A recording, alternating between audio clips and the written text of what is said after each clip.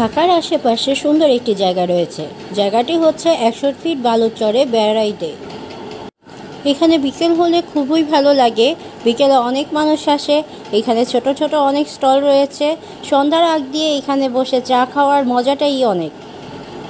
চা ছাড়াও এইখানে বার্গার, নুডলস, পিৎজা পাওয়া যায়। এখানে খাবারের দাম রিজনেবল ছিল। এখানে আরও একটি জিনিস রয়েছে, আপনারা চাইলে নৌকা দিয়ে এখানে বেড়াতে পারেন। ঘন্টা অনুযায়ী এখানে নৌকা পাওয়া যায়। এখানে আসলে আপনার মনে হবে আপনি ঢাকায় না, আপনি গ্রামে রয়েছেন। ঢাকার আশেপাশে এমন জায়গা পাওয়াটা আসলে খুবই কষ্টকর।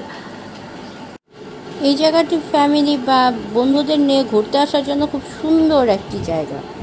বিকেলটা খুব সুন্দরভাবে কাটানোর জন্য এই জায়গার মতো জায়গা ঢাকা শহরে খুব কমই রয়েছে। যাই হোক, আজকে আমি এই জায়গার কথা বলতে আসিনি। আজকে আমি বলতে এসেছি, আপনারা কখনো মাংসের ফুচকা খেয়েছেন? আজকে আমি আপনাদের সাথে শেয়ার করতে যাব এমন একটি ফুচকা যেখানে মাংস ব্যবহার করা হয়। বনানী দিয়ে যাওয়া আসার পথে ফুচকাওয়ালি নামে একটি স্টল রয়েছে, যার সামনে সবসময় অনেক ভিড় দেখা যায়। আজকে আমি এই স্টলের বিভিন্ন রকমের ফুচকার কথাই আপনাদের বলতে যাচ্ছি। এখানে আমি মনে করেছিলাম যে ফুচকাওয়ালিতে হয়তো বা মেয়ে ফুচকাওয়ালি পাবো, কিন্তু আসলে তা নয়, এখানে ফুচকাওয়ালাই ছিল। এখানে অনেক ধরনের ফুচকা ছিল। যে ফুচকাটি ছিল সেটা ছিল ঢাকাইয়া, দ্বিতীয় ফুচকাটি ছিল মুম্বাই, তৃতীয়টা ছিল পেশোয়ারি এবং চতুর্থ ফুচকাটি ছিল ব্লোনেজ। মেনুর 5 নম্বরে একটি প্লেটার ছিল। প্লেটারটা ছিল এরকম যে উপরে যে 4টি ফুচকা রয়েছে তার প্রতিটি 2টো করে এখানে আপনারা এই প্লেটারে পাবেন। অর্থাৎ উপরের 4টা আইটেম, আপনাদের প্রতিটা আইটেম থেকে 2টা পিস করে টোটাল 8টি পিস এই প্লেটারে থাকবে। এই প্লেটারটির দাম 200 টাকা। আমি এই প্লেটারটি নিলাম কারণ এই প্লেটারটা নিলে আমার উপরের 4টা আইটেমই ট্রাই করা হয়ে যাবে। ফুচকা ছাড়াও এখানে চটপটি, লাচ্ছি, কেক রয়েছিল। আপনারা চাইলে ফুচকা ছাড়াও অন্যান্য আইটেম ট্রাই করতে পারেন। আমি শুধু ফুচকাই ট্রাই করেছিলাম। যাই হোক, এই যে আমার ফুচকা চলে এসেছে। প্রথম আমি যে ফুচকাটা দেখাচ্ছি সেই ফুচকাটা হচ্ছে ঢাকাইয়া ফুচকা। ঢাকাইয়া ফুচকাটা হচ্ছে আমরা নর্মালি যে ফুচকাটা খেয়ে থাকি টক দিয়ে, সেটাই। এখানে আহামরি কিছু ইউজ করা হয়নি, কিন্তু এই ঢাকাইয়া ফুচকাটা অন্য অন্য জায়গার তুলনা অনেক মজা ছিল।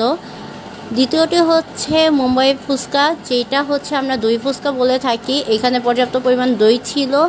এই ফুচকাটা খুবই খুবই খুবই মজার ছিল। তৃতীয় যে ফুচকাটা, এইটা হচ্ছে পেশোয়ারি ফুচকা। পেশোয়ারি ফুচকাতে গরুর কিমা ব্যবহার করা হয়েছে, তাছাড়া পুদিনা পাতাও এখানে ব্যবহার করা হয়েছে।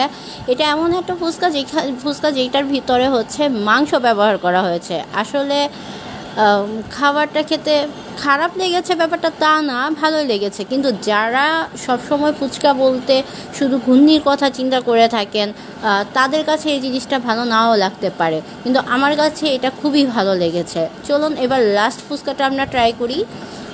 লাস্ট ফুচকাটাতেও হচ্ছে আপনার গরুর কিমা ব্যবহার করা হয়েছে, কিন্তু এখানে উপরে যেটা দেওয়া হইলো সেটা হচ্ছে হোয়াইট সসটা দেওয়া ছিল। এই ফুচকাটাও হচ্ছে ব্যতিক্রম ছিল। এটা ইতালিয়ান একটা ফ্লেভার পাওয়া যায়। তবে যত যাই বলা হোক না কেন, দই ফুচকাটা এখানে বেস্ট লেগেছে। কিন্তু যারা নতুন কিছু খেতে পছন্দ করেন তারা আপনারা হচ্ছে এই পেশোয়ারি আর ব্লোনেজ ফুচকাটা নিতে পারেন। ভিডিওটি ভালো লেগে থাকলে লাইক, কমেন্ট, শেয়ার করবেন। আজকের মতো এই পর্যন্তই। আল্লাহ হাফেজ।